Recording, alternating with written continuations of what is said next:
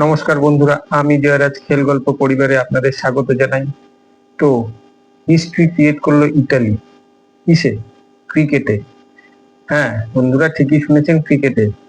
আগামী বছর ইন্ডিয়া শ্রীলঙ্কায় অনুষ্ঠিত টি-20 ওয়ার্ল্ড কাপে কোয়ালিফাই করে ইতালি হিস্ট্রি ক্রিয়েট করলো। এটি তাদের প্রথম কোনো টুর্নামেন্ট যেখানে তারা ওয়ার্ল্ড কাপ খেলবে।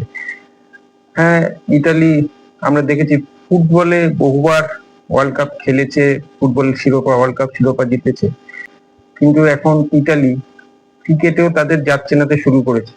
খেলা ছিল নেদারল্যান্ডের সাথে ইতালির, যেখানে ইতালি প্রথম ব্যাট করে 135 রান করে। নেদারল্যান্ড সেই রানটি চেস করে 16.2 ওভারের মধ্যে।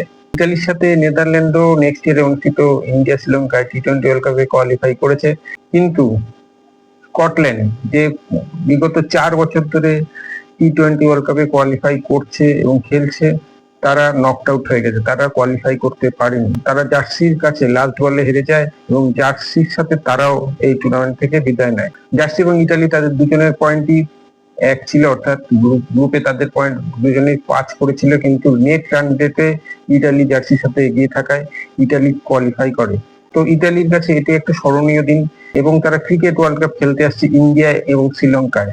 তো একটি নতুন ইউরোপিয়ান কান্ট্রি ইতালিকে আমরা পরবর্তী অনুষ্ঠিত টি-20 ওয়ার্ল্ড কাপে দেখবো খেলতে।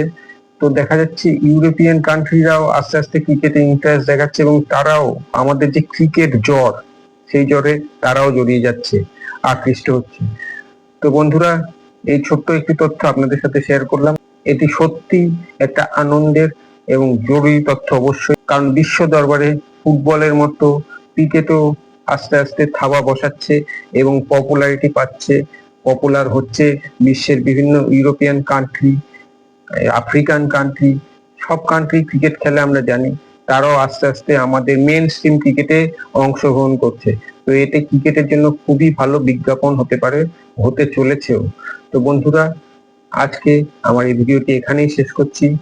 আপনারা সুস্থ থাকবেন, ভালো থাকবেন, সঙ্গে থাকবেন এবং ভিডিওটিকে শেয়ার করবেন। দেখা হচ্ছে পরের ভিডিওয়ে।